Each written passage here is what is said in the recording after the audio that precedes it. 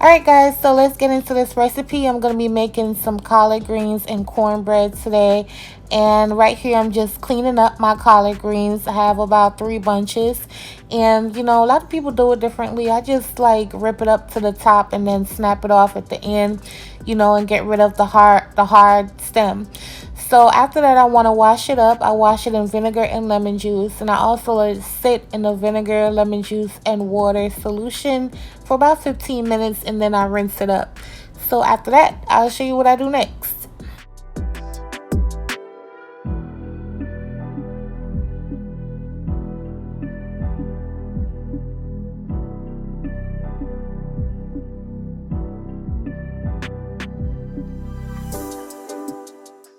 These are the rest of the ingredients that's going to be used. My chicken stock, my spices, fresh garlic, onion, and my smoked turkey. Use the meat that you prefer. So right here, I just piled a few leaves on top of each other, and I'm going to roll it into a log and then slice it. A lot of people, they just do it however they want to, but since I'm putting this in my pressure cooker, I want to make sure everything is in the same size, you know, for even cooking. So after I do this, now we're just going to throw it all into the pressure cooker, just like this. Okay. With my collard greens, I have a couple steps to it. So right here, all I'm putting in here are the spices, the collard greens, and the smoked turkey. Now, I know somebody probably watching my video cussing me out like, girl, what is you doing? Like, this is not how my grandmother taught me. This is not what you do. But hold on, y'all. Hold on. Let me get to it. Let me get to it.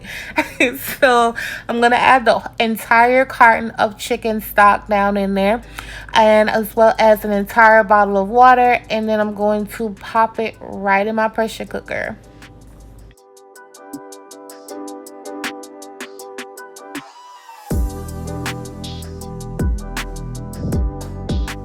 Alright, so I'm going to set my pressure cooker on high pressure for 1 hour, and then we'll check it later. Now let's move on to part 2 of the collard greens. I'm going to saute down the onions, garlic, and some butter, and just put it down like this and leave it alone on medium-low heat. While that's doing its thing, let's work on the jalapeno for the cornbread. I'm making jalapeno cheddar cornbread. So you want to chop the jalapenos up. I'm keeping the seeds and the ribs in one of them, but I'm getting rid of the seeds and ribs in the other.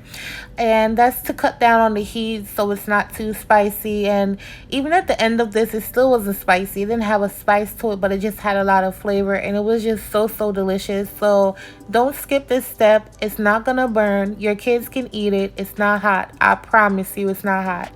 So you want to chop them up just like this, and then I'm gonna grate the cheese, and then we're gonna move on, y'all.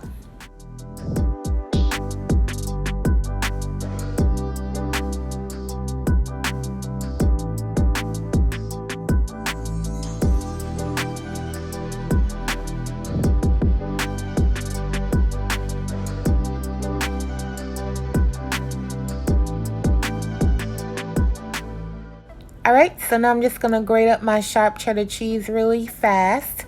I suggest using sharp cheddar or cheddar. Yeah, just use sharp cheddar, y'all. So these are the rest of the ingredients. I have my cornmeal, my flour, my sugar, my buttermilk, my salt, my baking powder, my eggs, and my melted butter. First, I'm going to mix up the eggs and the sugar just like this. Another thing is this cornbread is not super duper sweet. It's just nice and balanced, and I love it. So I mix it up until I get a ribbon effect like that, until it's nice and pale. Next, I add my buttermilk down in here, mix that up. And then next, I'm going to add all my dry ingredients. And just like this, that's my flour and my cornmeal, as well as my salt and my baking powder, and mix that up nice and good. And that's pink salt, by the way, because that's what I had in my house, just in case anyone wants to know why my salt look like that. You know, y'all like to ask a lot of questions. Next, I'm gonna add my butter. That was an entire stick of butter, but I reserved like 2 tablespoons of it just so I could drizzle over the top of the cornbread before it goes in the oven. Next, add the jalapeños and the cheese. And now I'm just going to pop it in my pan, bake it off, and then we're going to move on and check on the collard greens because we can't mess up the collard greens.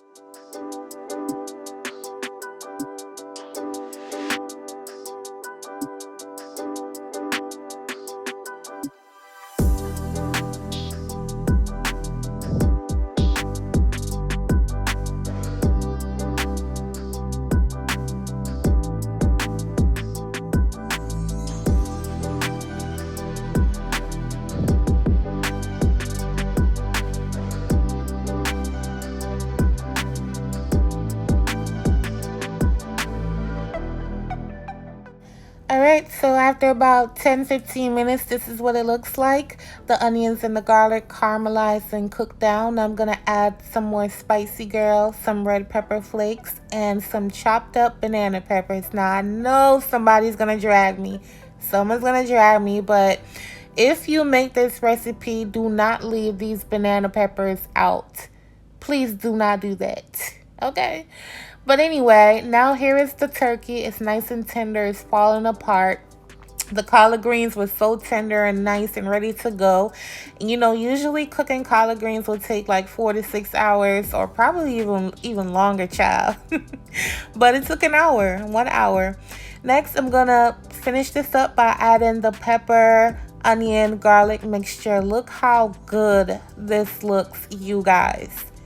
Like, I can't. I'm not even, y'all be playing, y'all play a lot of games. Because some people, they're so used to the traditional way to do things that they're stuck in their ways. But I hope someone just go out on a limb and try the way I'm doing it and come back and let the people know how it was, okay? So I also added some apple cider vinegar to it and finished it up. And that's it. It was done. This is what the amazing, beautiful cornbread looks like. It smells so good, you guys. And y'all know I'm extra. For some shine, I just melted some butter over the top like this. And this is what it looks like once I cut into it. It's fluffy. It's light. It's crisp on top. Oh, my mouth is watering. The cheddar, the jalapeno, it was just so good. Look how springy that is. So, it's really good cornbread. So this is what the finished dish looks like. I hope you guys really enjoyed this video today.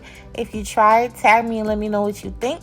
Don't be afraid to try new things, you guys. Don't be afraid to try new techniques.